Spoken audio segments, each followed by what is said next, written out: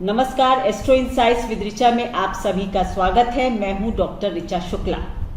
लग्न की श्रृंखला का आज अंतिम वीडियो है जो कि मैं मीन लग्न वाले लोगों के लिए बना रही हूं। मीन हमारी ज़ोडियाक की अंतिम राशि होती है।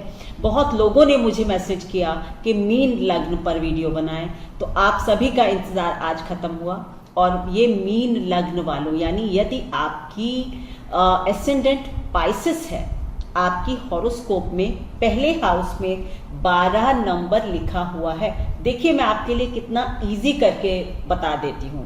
अगर आपको पाइसेस भी समझ नहीं आ रहा है, मीन भी समझ नहीं आ रहा है, नंबर आपको समझ आता है, यदि आपकी कुंडली के पहले घर में 12 नंबर है तो आपकी मीन लग्न है या फिर आपकी पाइसेस एसेंडेंट है। एसेंडेंट आपके जीवन की सबसे महत्वपूर्ण कड़ी है। इसी को देखकर आपका जैसे ही आपका जन्म होता है, जो राशि उस वक्त पूर्व दिशा से उदय हो रही होती है वो आपकी लग्न बनती है और आपके जीवन के सारी चीजें उसी लग्न के आसपास घूमती हैं। इसलिए लग्न को समझना बहुत जरूरी है। हर किसी को ये श्रृंखला पूरी अवश्य देखनी चाहिए। चलिए, आज बात करूंगी मैं मीन लग्न वाले लोगों के विषय में। शुरू करती हूं अपना वीडियो। मीन लग्न, बृहस्पति से रूल्ड हैं आप लोग। बृहस्पति की जल तत्व राशि है आपकी मीन। मछली लग्न राशि नहीं, आपकी लग्न बृहस्पति की जल तत्व राशि जो होती है मीन, वो आपकी लग्न है। तो मीन लग्न वालों के लिए सबसे पहला विचार मेरे दिमाग में जो आता है आपको डिस्क्राइब करने के लिए, वो है एकाकीपन, लोनलीनेस। इसको ये नहीं है कि आप जीवन में अकेले रहते हैं, नहीं, आपको अकेला रहना पसंद होता है। मछली को आप देखते हैं ना, घूमती रहती है, अपने विचारों में रहती है। इसी तरह आप भी कहीं ना कहीं अपने में ही डूबते उतराते रहना पसंद करते हैं। आपको बहुत ज्यादा लोगों के साथ मिंगल करना पसंद नहीं होता, क्योंकि कहीं ना कहीं आपको लगता है कि जो आपके विचार हैं, जो आपका जो थॉट प्रोसेस है, वो थोड़ा हायर प्लेन पर चलता है और आम आदमी आपको समझ ही नहीं सकता। तो इसलिए कहीं ना कहीं आप थोड़ा सा अलूफ होकर रहना पसंद करते हैं। आप स्पिरिचुअल होते हैं, थिंकर होते हैं, और कहीं ना कहीं आप जो भी काम मतलब चिंतन से रिलेटेड होते हैं ना, माइंड पावर के साथ जो काम भी होते हैं, उनमें आप काफ़ी अच्छे होते हैं। ऐसे लोग बहुत अच्छे पोइट्स भी होते हैं, बहुत अच्छे राइटर हो सकते हैं, क्योंकि आप तो अपने थॉट्स को ना ऊपर नीचे उतराते रहते हैं, घूमते रहते हैं, विचरण करते रहते हैं। ऐसे आपका स्वभाव होता है, ऐसी। और आपकी जो आंखें हैं, मैंने जनरली देखा है कि मीन लग्न वालों की जो आंखें होती हैं वो काफ़ी जलीय होती हैं। अलग से थोड़ा पता चलते हैं कि मीन लग्न के हैं आप। आपका फैमिली का एटमॉस्फेयर, जिस परिवार में आपने जन्म लिया है, वहाँ पर वेल्थ कैसी है, उस परिवार के लोग कैसे हैं, ये हम दूसरे घर से जानते हैं। दूसरा घर मंगल से रूल्ड है, एरीज पड़ता है, वहाँ पर मेष राशि पड़ती है। तो क्या है कि कहीं ना कहीं आपके पिता काफ़ी एक्टिव हैं, अपने जीवन में एक्टिव रहे होंगे, काफ़ी अथॉरिटेटिव स्पीच रखते होंगे, डिक्टेटर रहे होंगे। मतलब आप एक ऐसे परिवार में जन्म लिया है जहाँ पर काफ़ी आपके पिता, दादाजी या इसी तरह के लोग जो है वो बहुत एक्टिव रहे हैं और थोड़ा सा डिक्टेटरशिप रखा है, या उनकी जो ओरेटरी स्किल्स थी, या जैसे जो उनकी वाणी थी, भाषा थी, वो काफ़ी कमांडिंग थी। लेकिन अगर मंगल अच्छा प्लेस्ड नहीं है, इस बात पर ज़रूर गौर कीजिएगा। तो कई बार मैंने देखा है कि आपके परिवार में आप ऐसे परिवार में रहते हैं या जन्म लेते हैं जहां पर काफ़ी एग्रेसिव बिहेवियर हो रहा होता है।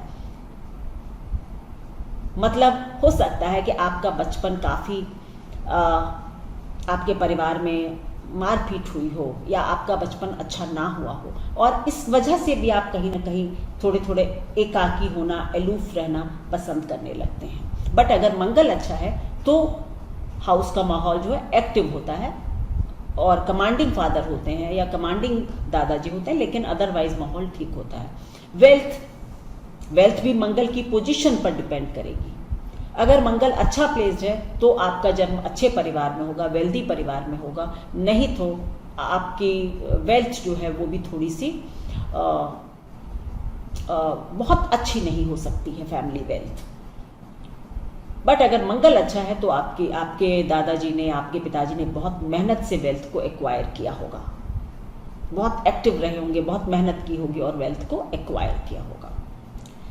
कम्युनिकेशन का जो हाउस होता है, तीसरा घर, वो शुक्र से रूल्ड होता है,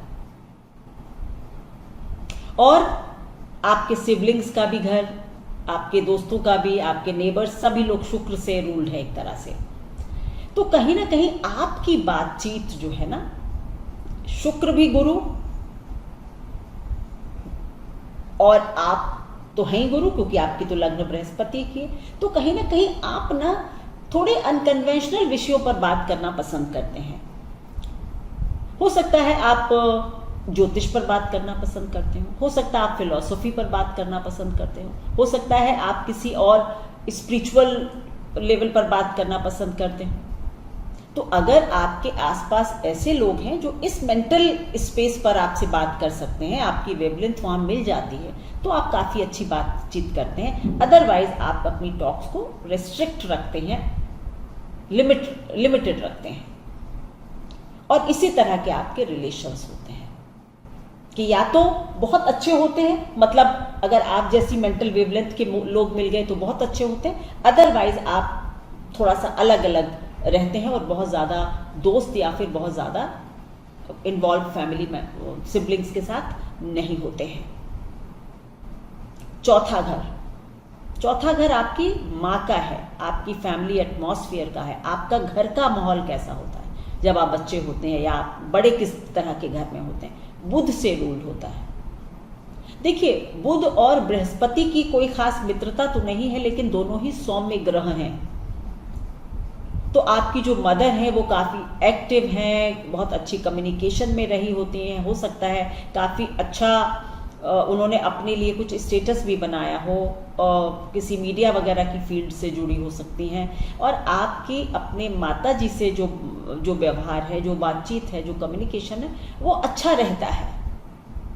डिस्पाइट ऑफ कि बुध और बृहस्पति मित्र नहीं है बहुत अच्छे, लेकिन फिर भी क्योंकि बुध जो है वो इंटेलिजेंस है और जुपिटर जो है वो विजडम है, तो कहीं ना कहीं ये दोनों कनेक्ट करते हैं। तो आपकी अपनी माता जी के साथ जो है वो इस तरह का व्यवहार हो सकता है, और आपकी माता जी भी परिवार को एक अच्छा, जिसको कहते हैं ना, कम्युनिकेशन का प्लेटफॉर्म प्रोवाइड करवाती हैं कि भाई आपको बोलने की आज़ादी है, आप बोल सकते हैं, अपने व्यू रख सकते हैं किसी टॉपिक पर। तो घर का माहौल थोड़ा सा लिबरल है, आज़ाद है। हो सकता है कि आपके घर में काफ़ी किताबें हों, पढ़ने की सामग्री हो, लाइब्रेरी हो, मतलब अच्छा सा माहौल होता है। अब संतान का भाव चंद्रमा रूल करता है। ये मैं बार बार अपने वीडियोस में बताती हूँ कि जहां भी चंद्रमा होगा वहां पर थोड़ी सी उठापटक होती है। पांचवा घर रोमांस भी है, पांचवा घर संतान भी है, पांचवा घर एजुकेशन भी है। अब चंद्रमा रूल करता है, तो अगर चंद्रमा की पोजीशन अच्छी है तो ये सारी चीजें बहुत अच्छी, बट अगर चंद्रमा की स्थिति हॉरोस्कोप में अच्छी नहीं है तो आपकी एजुकेशन भी इंटरप्ट हो सकती है। हो सकता है आप 1-2 साल का ब्रेक ले लें, फिर पढ़ें। इसी तरह से, और ये भी बात है, चंद्रमा जहां भी बैठता है वहां मतलब आपके मन का जुड़ाव हो जाता है, क्योंकि चंद्रमा मन है। तो एक तो आप अपने संतान के साथ आपका कनेक्ट बहुत इमोशनल बॉन्ड होता है। You are highly connected with your progeny.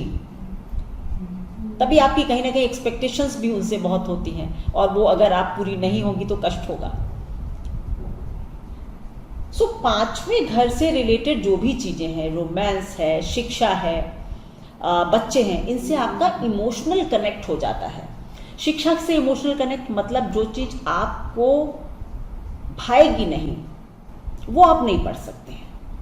मतलब जो आपके मन से पसंद नहीं है जो सब्जेक्ट, उसमें आप बिल्कुल अच्छा नहीं करेंगे, लेकिन जिस सब्जेक्ट में आपका इंटरेस्ट होगा उसमें आप बहुत अच्छा करेंगे।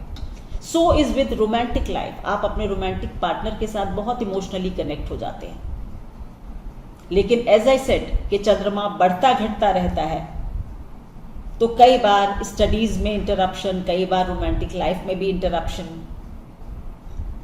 इस तरह की बढ़ती घटती चीजें आपके जीवन में होती रहती हैं। लेकिन आप काफी अच्छे थिंकर होते हैं, इमेजिनेशन आपकी बहुत अच्छी होती है। तो अगर आप राइटर वगैरह बनने का प्रयास करते हैं और other combinations in your horoscope is good, तो आप राइटर्स भी बन जाते हैं। छठा घर, रोग ऋण रिपु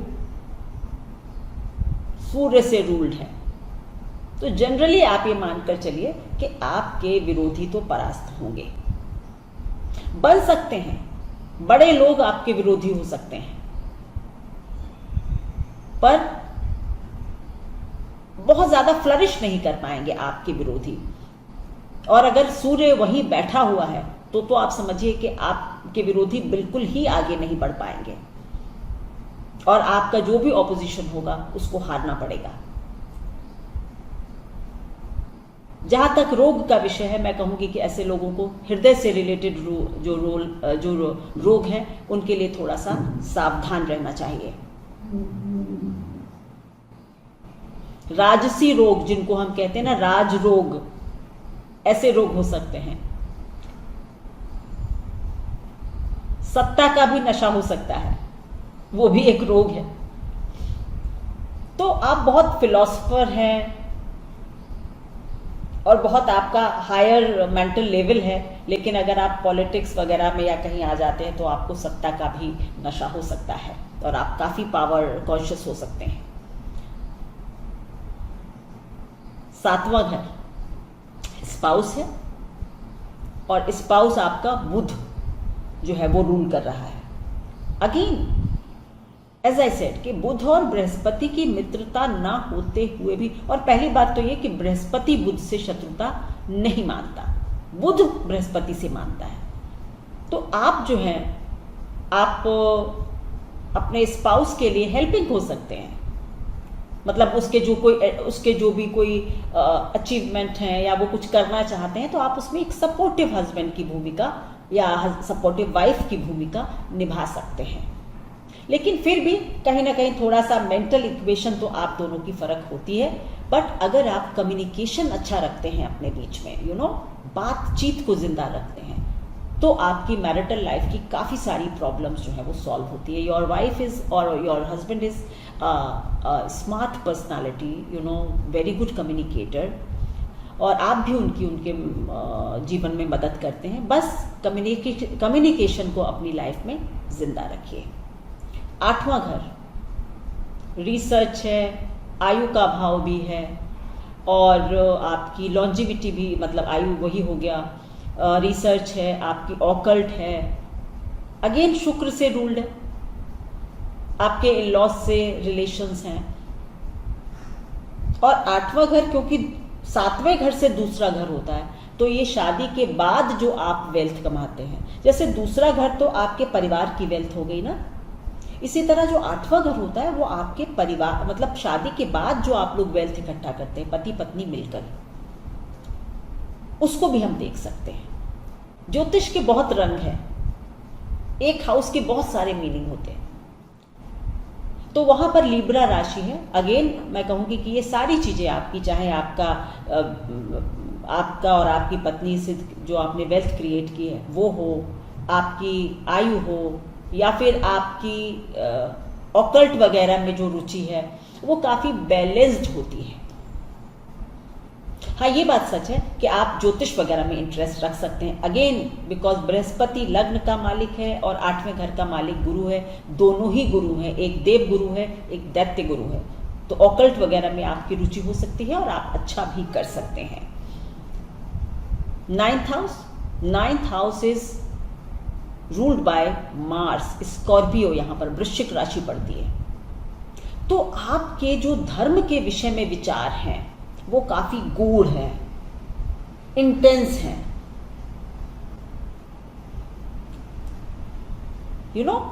अंदर तक मतलब जिसको कहते हैं ना, जुड़े हुए हैं आप।